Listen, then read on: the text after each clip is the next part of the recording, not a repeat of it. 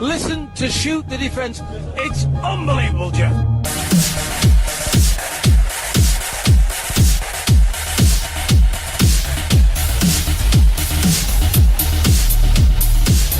Hello, welcome to a very special edition of Shoot the Defence on FNX. I'm your host, Stel, and if the voice of my guest sounds familiar, it's because this gentleman has appeared on Match of the Day, talkSPORT, the Football League Show, and even covered the Olympics and the World Cup.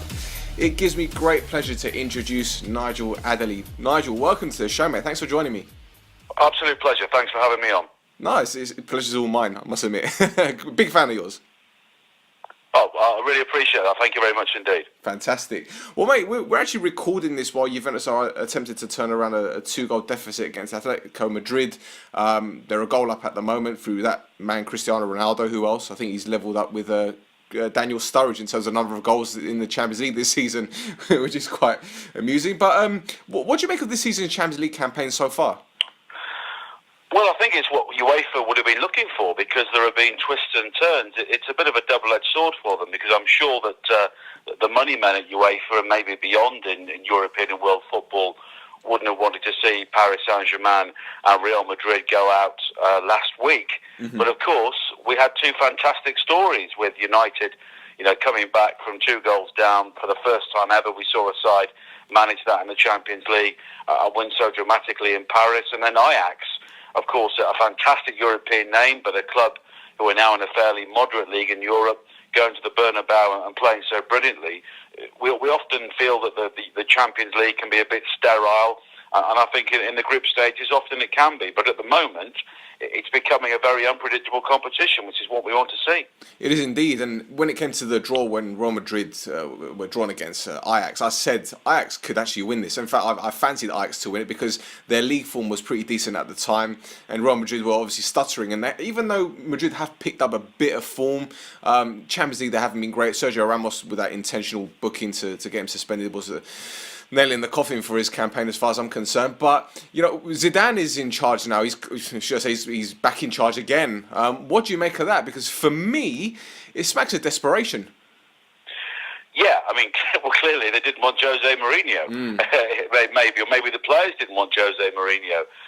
Yeah, it is. They always say never go back, and of course Zidane left at the end of last season, and clearly there were a few issues with the way the club was being run and the way he wanted to take the team forward, and maybe after all of that success in the Champions League, he didn't think that he could take them any further. But of course, since then, it's just been a shambles, and the moves that Real Madrid have made managerially, in football terms, have been a nightmare for them.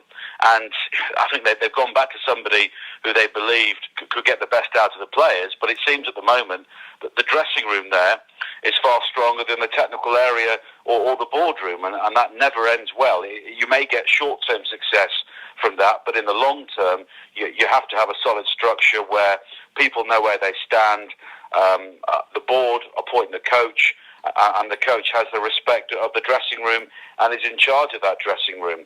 Now maybe Zidane coaches in a style which gets the best out of the situation at Real Madrid, and it worked, of course, for 3 or 4 years with all of that success. But now he's going back into a dressing room.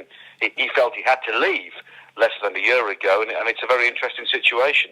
Yeah, because when he left in the press conference, he said that he felt he could only take him so far. So for him to come back with, let's say it's a depleted side. Ronaldo's not there. I don't know how they can replace 60 goals a season. You've got players on the wrong side of 30. They don't seem to have that many youngsters breaking through like Barcelona at La Masia. So I'm not sure where this takes Real Madrid next.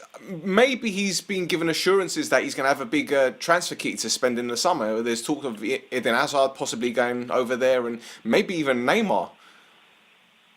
Yeah, and I'm sure that Zidane would not have taken the job if there wasn't the guarantee that he'd be given the opportunity and the funding to try and revitalise the squad. Of course, financial fair play is an issue for Real Madrid, as it is for many other European clubs. And while Neymar, I suppose, would be seen as a good fit for them the way things are at the moment, of course, he wouldn't come cheap. And from our point of view, you wonder what might happen to Gareth Bale when he come back to the Premier League. Of course, he was a player that didn't seem to get on fantastically with Zidane towards the end of his time there, and I'm sure Bale was quite relieved to see the back of him. Now he's back, and clearly he's not somebody who is favoured by the fans at the moment. He could be somebody heading out of the door, and I'm sure there'll be a number of clubs in this country keen to look at him. Absolutely. And you mentioned Paris Saint-Germain earlier, and there's been a few stories breaking from Romain Molina today about the club, in the sense that there's a cocaine addict operating at a high level at Paris Saint-Germain. Maxwell is supposedly attempting to convince Paris Saint-Germain youth players under the age of 18 to take on Mina Raiola, and also apparently that the head of communications is encouraging the French media to write negative stories about sporting director Antero Henrique. This club is, pardon the term, but it's like a meme club at the moment, isn't it? Yeah, and you always get these sort of stories and these allegations, which of course, but they're only rumours and nothing's been proved at the moment. But you always tend to get this sort of atmosphere around a club when things aren't going well. And, you know, for Paris Saint-Germain, for a long time now, winning the French League has not been enough. And they'll win the French League this season, but it will almost be met with a shrug of the shoulders by many of their fans, and possibly some of those from within the club as well, because that there is no real challenge domestically. I know that Monaco won the league a couple of years ago, but that really was a blip, and success for Paris Saint-Germain. It's judged by what they do in Europe, and constantly, time after time, they seem to bottle it. They put themselves in decent situations, and they don't come through. Of course, they did it against United. They've done it against Chelsea in recent years. They were 4 goals up going to the new camp to play Barcelona, and while that was, you know, a mind-blowing performance from Messi and co, you know, no team of any stature should give up a 4-goal lead in the knockout round in the Champions League. And, you know, they've got so many big names there. And of course, you know, they've got players who won the World Cup last season. So, you know, clearly there is motivation to win the biggest prizes, but there's clearly something wrong there, and something right from the top, that they, whoever's in charge, whoever they get on the field, it doesn't happen. Now, I know Manchester City have had the money now for a few years and haven't won the Champions League, but you just feel as though that they're maybe ahead of Paris Saint-Germain now, and will get there sooner if they ever will. And Paris continually see clubs, you know, go beyond them and achieve far sooner than they should have done, really.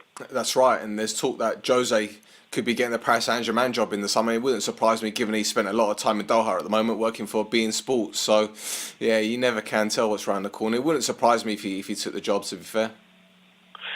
No, and I suppose it's another one he could tick off his list. Yeah. And maybe the owners at Paris Saint-Germain see him as somebody who could take hold of the dressing room.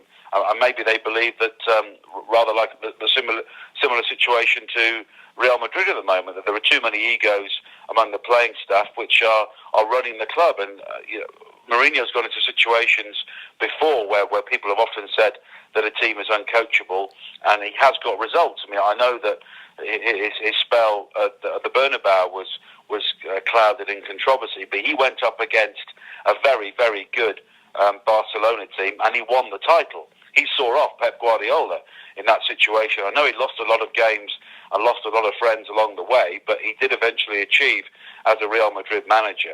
And he may be a coach as well, who possibly feels he's got one final chance here to really re-establish himself on the world stage, and Paris Saint-Germain might be the right sort of environment for him. Yeah, I agree. I believe that you spent about close to 2 decades at the BBC, but studied British politics at university. What were your career aspirations while you were at uni? I always wanted to be a football commentator or work in this business. Okay. I was probably one of the geeks as a child who was always listening to commentators and practicing commentaries into a tape recorder, and then listening back to them and listening to the likes of John Motts and Clive Tildesley was the local radio commentator where I used to live in the northwest, commentating on Liverpool winning the European Cup seemingly every season. And he was somebody I really aspired to try and be like as a commentator. And when I went to university, I used to help out at the local radio station in York on a Saturday afternoon, ringing round for scores, you know, reporting on non-league games, you know, basically doing anything to get involved and try and get experience. And I think, you know, by getting experience very early on, when I finished my degree, I was in a position to try and get jobs in local radio, which is what I did, and eventually I managed to work my way up to working and commentating on BBC 5 Live, which was a great time. Travelled around the world, commentating on football in World Cups and covering Champions League games in Europe. I left the BBC after the London Olympics because it seemed a good time to go, and I think things were changing in BBC Sport, and ever since I've really enjoyed it, working in the commercial sector, because it's very different to the BBC, but it's something that really stretches you, and being a freelancer is something which is a very different type of job and a very different type of existence for your family as well. But it's commentating on football, so it can't be too bad. That's right. So how would you say local radio prepared you for what lay ahead? Well, I think local radio, when I was there, and I think it's still the case, it was a fantastic place to learn, because in local radio you do everything, because staffing levels aren't huge, but there is still a very broad canvas to cover. So I worked as a sports reporter at a place called BBC Radio Lancashire, but based in Blackburn. And my first year there, Blackburn won the title. But we also covered, clubs in all four divisions. So it was a very, you saw a lot of football, a lot of different types of football, but you'd also be presenting on the station, you'd be commentating, you would be going out doing interviews all the time, you'd be preparing sports bulletins all the time, and this was pre-internet and pre a lot of the technology we take for granted now. We used to go out with these huge tape machines called viewers and record our interviews on reel-to-reel, and then come back into the office and physically cut the tape. So you would cut out, you'd have to go and interview Kenny Dalglish at Blackburn, which was something which used to keep me awake at night before I had to go and do it as a very young reporter. But then, you go back in the studio, and if your tape machine hadn't recorded or it glitched, then you'd lose everything. And even when you had done the interview, you had to sit down with a piece of chalk and a bit of sticky tape and edit the interview. So wow. Very different skills to what you have now, but it was a fantastic place to learn, and it was a good place to learn from your mistakes as well. And whatever job you do, of course you make mistakes at the start, you make mistakes all the way through, and it's how you learn from them. And local radio was a great environment for that. Absolutely. And I remember when I first started doing podcasts, my first interview was with Jules Majorano, that used to play for Man United in the late 80s, early 90s. And I listened back to that the other day, and I was like, wow, my interviewing techniques have changed a lot. Obviously, it comes with experience, but what do you remember about your first interview? Were you nervous? Do you feel that you could have done things a lot better than what you did? Even now, I think, you think you could always do better. I mean, tomorrow I'm heading up to St George's Park to interview Gareth Southgate nice. for talkSPORT when the England squad's been announced. And when I first started, I can't honestly remember the first interview I did, but I used to commentate on rugby league at Radio York, and I would go and interview a guy called Steve Crooks, who was the coach there, and the players.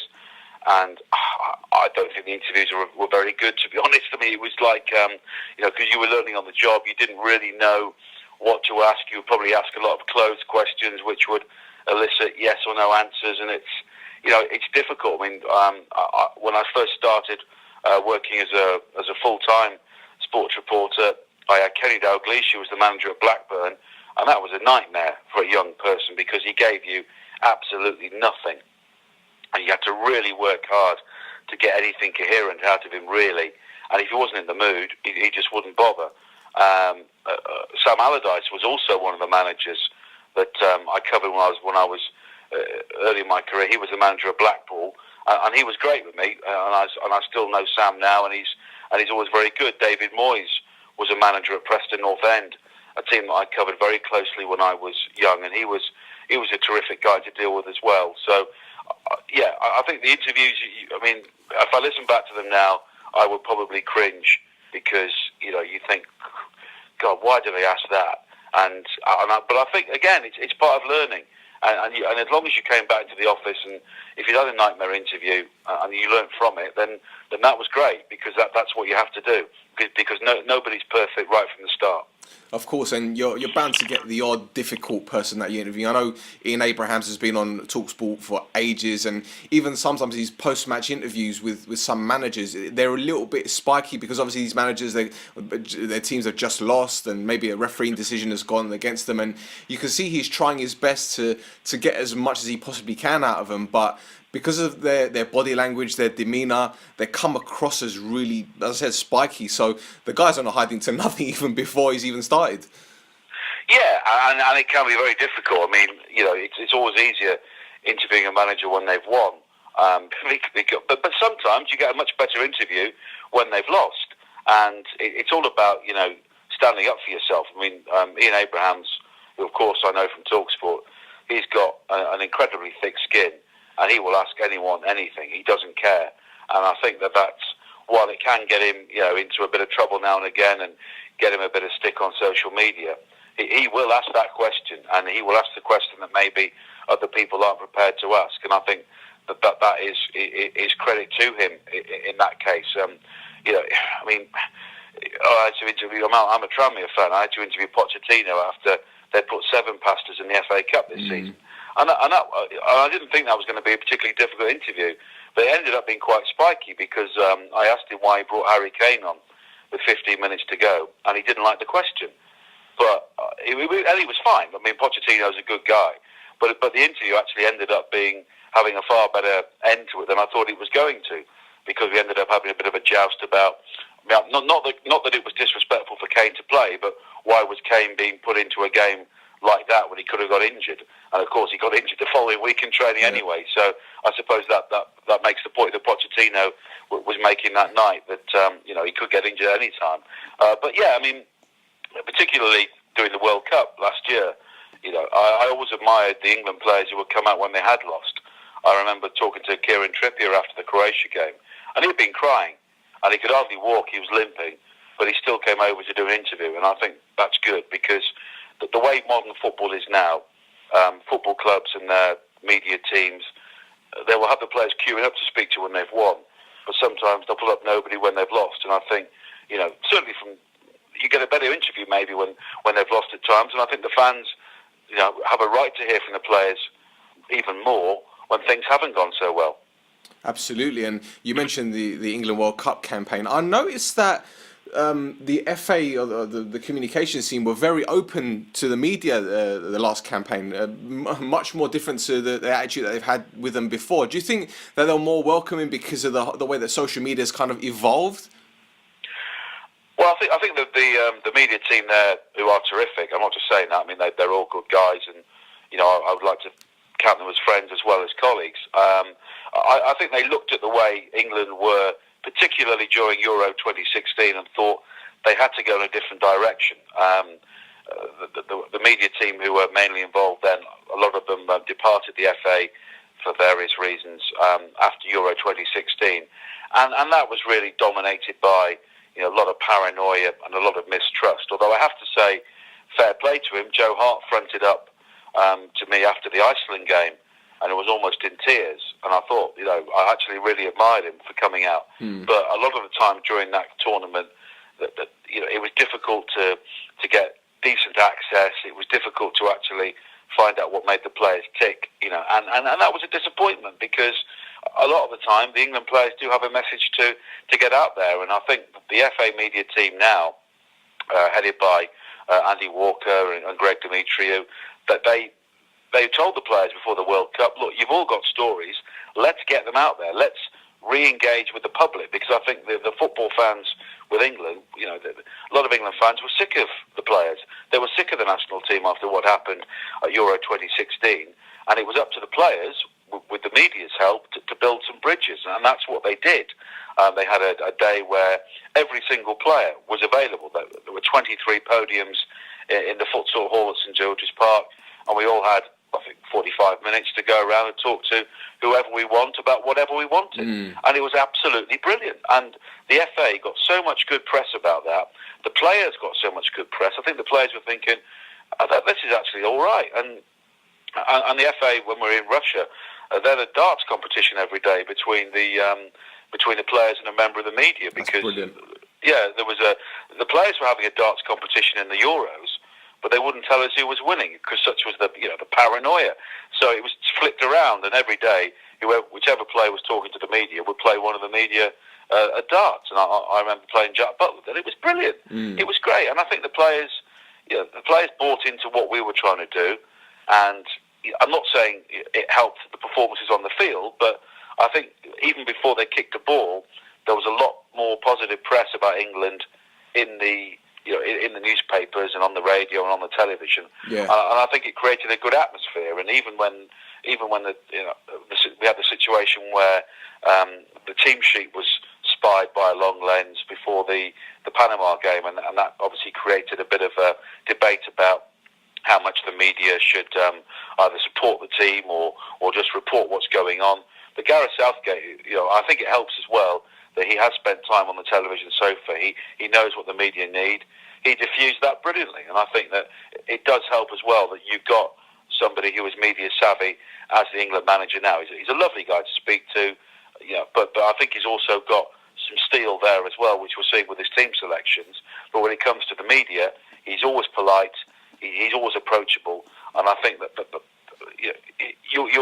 best way to get a good press is to work with the press, and that's what he does. No, I agree. Well, look, I've always admired radio commentators. I'll never forget listening to Alan Green on 5 Live and Jonathan Pearce when Capital Gold had Football League coverage. You can tell that a lot of preparation goes into commentating, but the job of a radio commentator isn't just to help the listener visualise the action, but also kind of tell a story as it unfolds. How do you prepare for games? Well, I always put in a lot of preparation. I mean, you're absolutely right. I mean, radio and television commentary are very, very different. I did a television commentary last Saturday night, and I did a radio commentary on Sunday for talkSPORT. I was at Anfield for the Liverpool-Burnley game. And the preparation will take a number of hours for each game. You'll get all your player notes,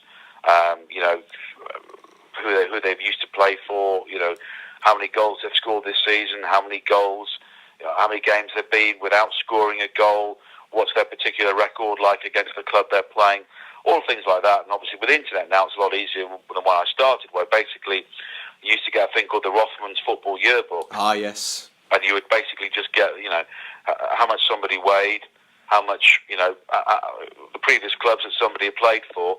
And that was it. It was difficult to get the sort of up-to-date information that we now can take for granted. So, I think preparation, I would probably spend maybe at least 4 hours per game. I mean, it gets easier at this stage of the season. I commentate on the Championship a lot, and you're seeing a lot of the teams time after time, and some of the facts stick in your head. I mean, like there's a stat that Billy Sharp, I think, has scored for something like 47 games for Sheffield United, and they've not lost any of them under Chris Wilder. And obviously that stat's not just at your fingertips, it's in the back of your mind whenever you're doing that game. So we are helped now by the amount of material that's available to us, but I will always have 2 sheets. I will have the players, the 2 teams down either side of the page with all my facts and figures about them, and then I'll have some more general information about the clubs, how many games they've won away from home this season, what their record's been like in recent weeks. Is March a good month for them historically, that sort of thing. If it's a really good game, you don't necessarily need your notes because the story tells itself. But if it's a bit of a stinker and not much is going on, that's where you need to weave in more of your notes into the commentary. I mean, the game at Anfield on Sunday, it was dominated by the weather because we have a fantastic view now at Anfield at the back of the new main stand there, and we could see the weather coming in from the North Wales hills on one side and the River Mersey on the other, and we had snow, hail, rain, high winds, sunshine all in the first half. And talking about the weather dominated quite a lot of the commentary, and of course it was dominating what was going on the field. And you can't please everybody. I had a tweet from somebody saying, "Are you commentating on the bloody football, or are you just doing a weather report?" And I said, "Well, you could, because you have to paint the picture, and the weather was the picture that night, and it was just remarkable how the weather had changed that. I mean, some people want a different type of commentary. Some people just want to know where the ball is, what the score is, and what the time is. and other people want maybe a bit more of a descriptive commentary. And I suppose it's trying to balance what everybody wants. Oh, as you said, you can't please everyone, really. I mean, people such as yourself and Sam Matterface, absolutely fantastic at what you do. It's not dead air. You obviously rely on your co-commentator as well to give you a little bit of a break, so to speak, because there's only so many times you can say the same thing. But as you said, if that's the main story or the main theme, then of course you're gonna run with it. But I understand the job isn't as glamorous as people think. It isn't all 5-star hotels and rubbing shoulders with the stars. I hear it can be a little bit of a lonely job. Is this true? Yeah, I think that's true. I think particularly on the road, I wouldn't say, is lonely the right word? I'm not sure. I mean, at the World Cup just gone in Russia, I was the only talkSPORT person based in Rapino, where the team was, and all of the media who were covering England were in the same hotel, and I get on fine with a lot of the newspaper guys and the other television guys. We all work together in some respects, even though we've got different disciplines. But you would have a lot of time to yourself, and you're away from your family and your kids, and it can be. I think it can be lonely at times. But you also have to remember that you're doing a fantastic job, and you're being well paid for something which, a lot of people are spending thousands and thousands of pounds to travel as supporters to watch the same games that you're watching, and often their seats are not as good as yours. So I think you have to, always tell yourself how lucky you are to doing the job. But you can have many, many hours of travel. I mean, I don't expect one iota of sympathy at all. But for the Liverpool game on Sunday, I was out the door at 5:30, and I got back in at 8 o'clock in the evening. But that's the way it is. That is the job. And I try not to spend as many nights in hotels as some people do, because I just want to spend as much time as I can with my family. Yeah. But I'm fortunate my wife also works in the media on the news side of the BBC. She's very understanding of the demands on the job, and it's just the way it is. And I think that you can be on the road doing a number of jobs which probably wouldn't be 10% as much fun as our job is. Oh, that's right. And we spoke about social media earlier. As you know, it can bring the best and worst out of us. Twitter seems to be the place to be when it comes to football content, although a lot of it is trash, to put it nicely. I know you have a Twitter account, so how do you use it to help with your job? Well, I mean, my Twitter account, I do make it clear that it's my personal views, but I do use it for my work. If I'm doing a game for talkSPORT, I will say probably the morning of the game, this game's on talkSPORT 2 or talkSPORT tonight. Here's the co-commentator. This is why the game's important. You should watch. And I think, as commentators, there's probably a bit of ego involved as well to try and get people to listen. But I think, we are working for organisations that require that sort of profile on social media, and they appreciate that. And you'll tweet pictures from the ground when you get there of what the conditions are like, any people you've seen, the team sheets, that sort of thing. And maybe after the game, you might give a bit of a summary on how you thought the game went.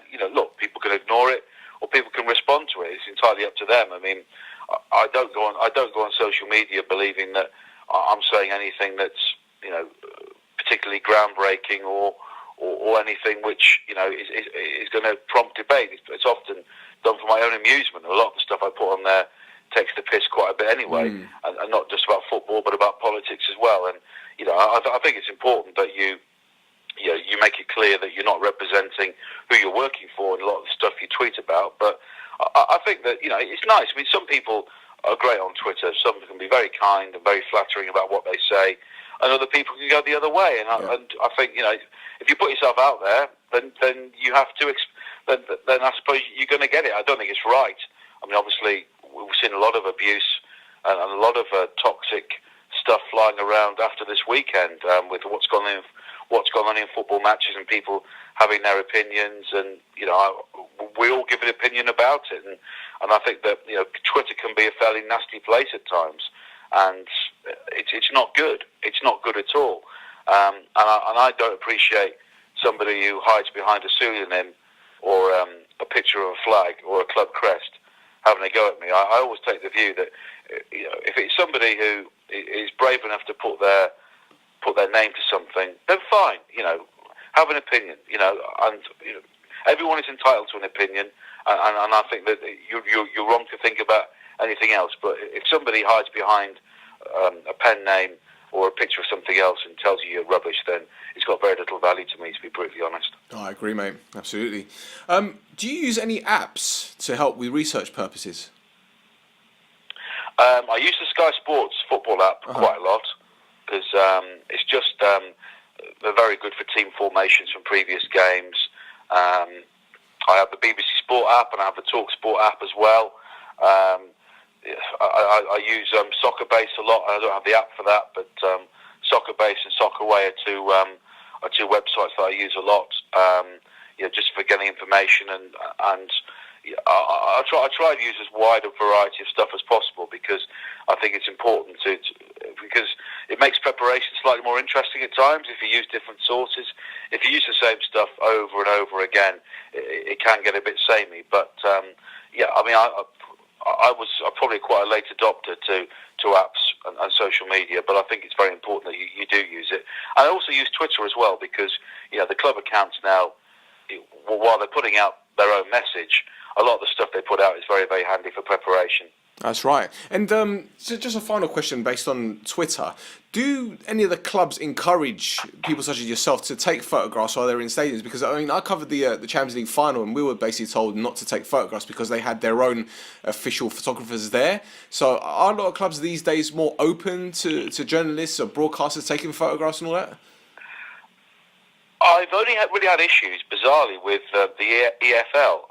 Like when I do games at Wembley, and Premier, no one at a Premier League club has ever told me not to take a picture. Usually the pictures you take. I think you're stupid if you film the action or if you put something out that's breaching rights guidelines because we're all aware of the rights for people to cover stuff and they pay millions and millions of pounds, billions of pounds in some cases to do that. So, but I don't see any harm in putting out a picture of a football ground to say we're here at wherever, Old Trafford or the Emirates, and we're going to do commentary on this game. And I don't think clubs have an issue as well. The EFL though are very hot on it. I was at the playoff final last season between Fulham and Villa, and even before that, I was at the Checker Trade Trophy final between Shrewsbury and Lincoln, and they didn't want you putting any pictures up of the stadium, which I thought was bizarre, particularly for the Checker Trade Trophy, because the picture I would have been using would have been to promote the fact that talkSPORT were commentating on the game. But for some reason, they don't want it happening at all. They don't want any pictures taken from the press box. And look, it's their game. They're in charge. They can say what they want. But you've also got pictures.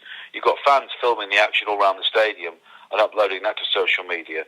So it's a very grey area. I can understand.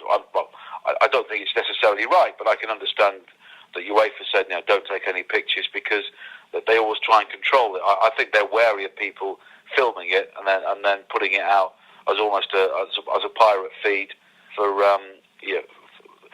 other people's enjoyment when they're actually the rights holders and they're trying to look after their rights holders. But it is a very grey area, and I think that I don't see any harm if you take a snap of a football stadium and say I'm at ground A.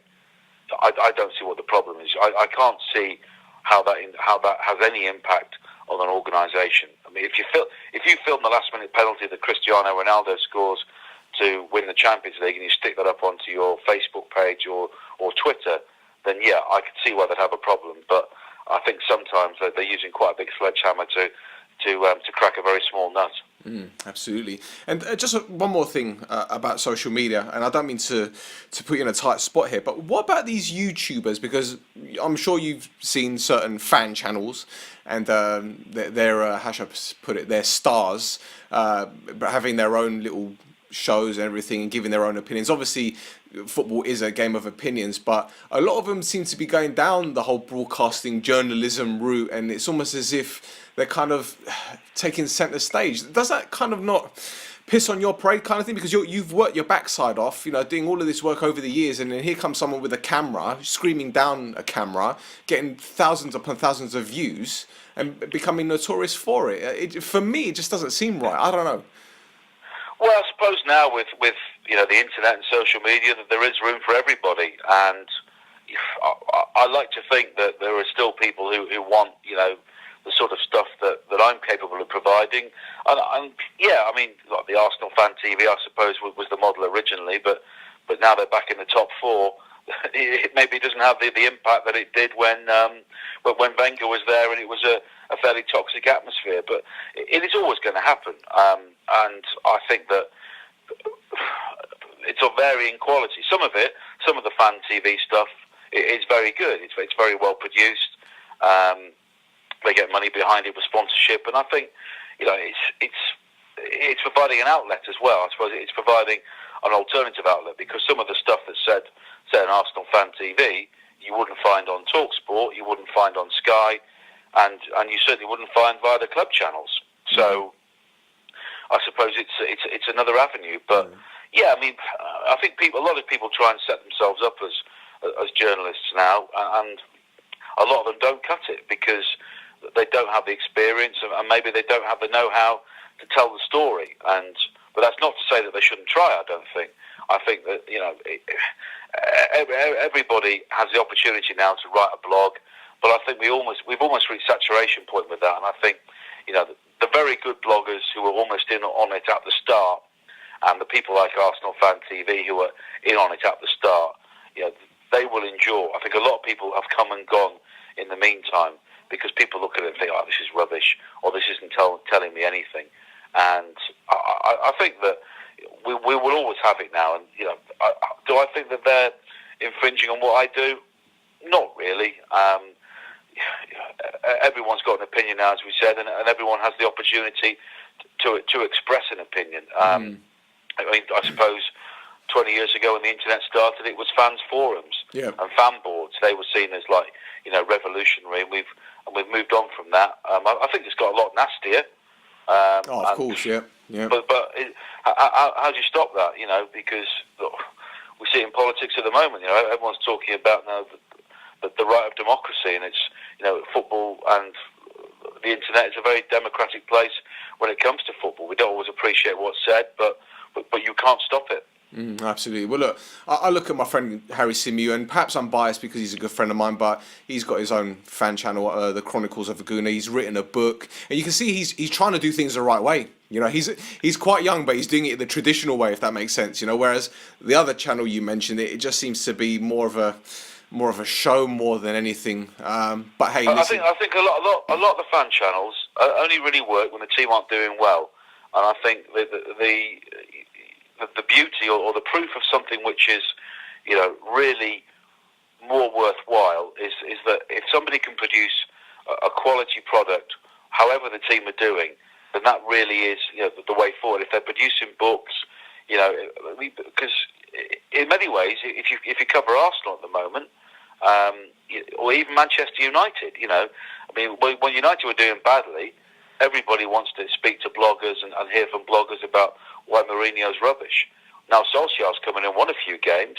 It all dies down again. And I think that the true worth of people in that sort of field comes when they can find an interesting angle that people want to talk about when things are going well. I mean, a mate of mine actually does a Manchester City fan podcast, and to be honest, I don't. It's how do you make that interesting? In many ways, how do you discuss another 6-0 win?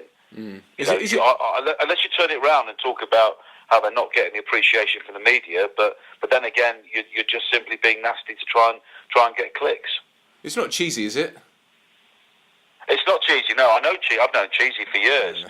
I used to work alongside Cheesy when he was at BBC Manchester. He's a top man. Yeah. No, I mean, he's somebody who was steeped in the history of the club, and I would listen to anything he has to say about Manchester City, and it's coming from the heart, and it's well sourced. So I think, in many ways, he is the ideal man to do this sort of stuff. Yeah, absolutely, and I'm really pleased that he joined us on FNX. So yeah, he's a great guy. I've known him for a couple of years. He was working closely with Paul Stewart and David White at Save Association with Ian Ackley and David Bell. So yeah, he's doing really well, and I'm really pleased for him because he deserves it. Really does.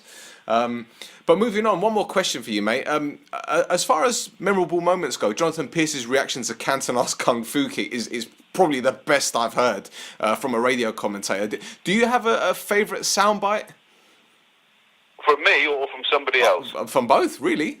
Well, I only caught the back end of Piercy because I only moved to London in the late 1990s, and I think Capital Gold was running out of a bit of, not running out of steam. That's not fair, but it wasn't quite in the glory days of Piercy and Mick Lowe's and Steve Wilson, who are all terrific guys and still doing great jobs as well. I'm trying to think. I mean, I've got.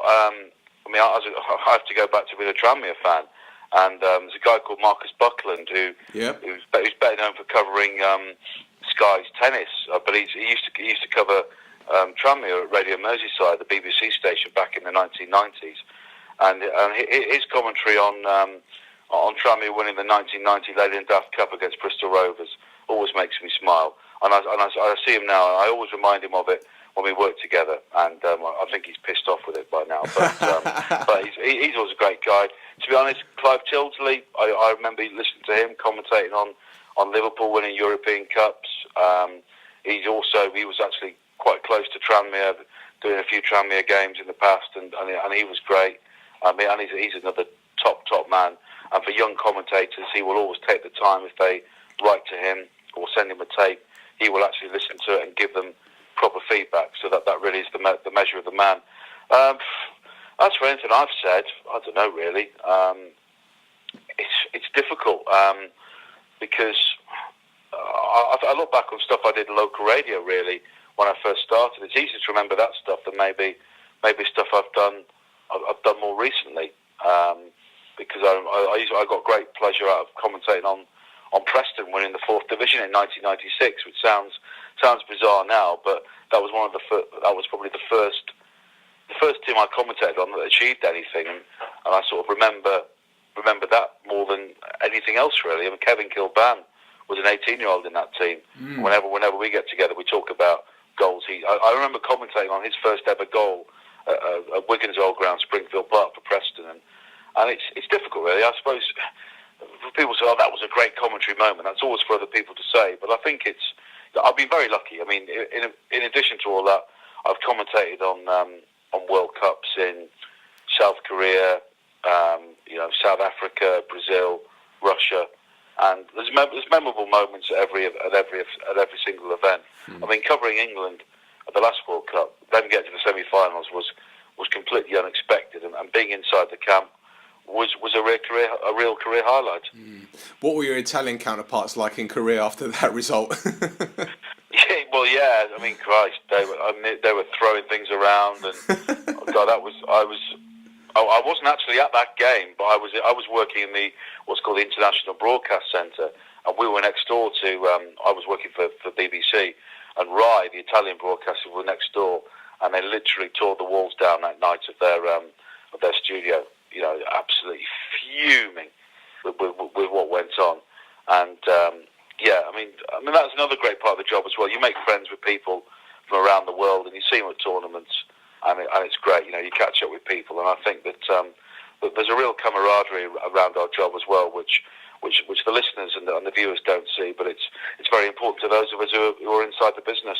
Oh, absolutely. Well, look, mate, I tell you, when I was younger, I wanted to be a journalist, and back then it was mostly sending a letter to the BBC and hoping that they got back to you or whoever it was. And these days, obviously with YouTubes and you can create your own platform and whatnot. And I remember going to the Champions League final and being in the same room as Keir Radnage and as you mentioned, Clive Tildesley and speaking to Gab Marcotti, who is a good friend, and it was more of a dream than meeting Roberto Carlos and all the other footballers that were there. It was fantastic. But I envy you for what you do, but also applaud you for the hard work that you've put in over the years, and long may it continue. Because as I said before, I'm a big fan of yours, and it's been an absolute pleasure having you on the show, Nigel. Appreciate it. Thank you. No problem. Thanks for having me on. Great stuff. Well, look, before I let you go, do you want to tell listeners your Twitter handles so they can possibly get in contact with you and give you some positive feedback? Yeah, it's N Adderley, which is Nadderley. Fantastic. Great stuff. Well, guys, those of you still listening, you can follow us on Twitter at Shoot Defence, and we also have a Facebook group page, so please feel free to get involved. So that was Nigel Adderley, ladies and gents. Until next time, take care.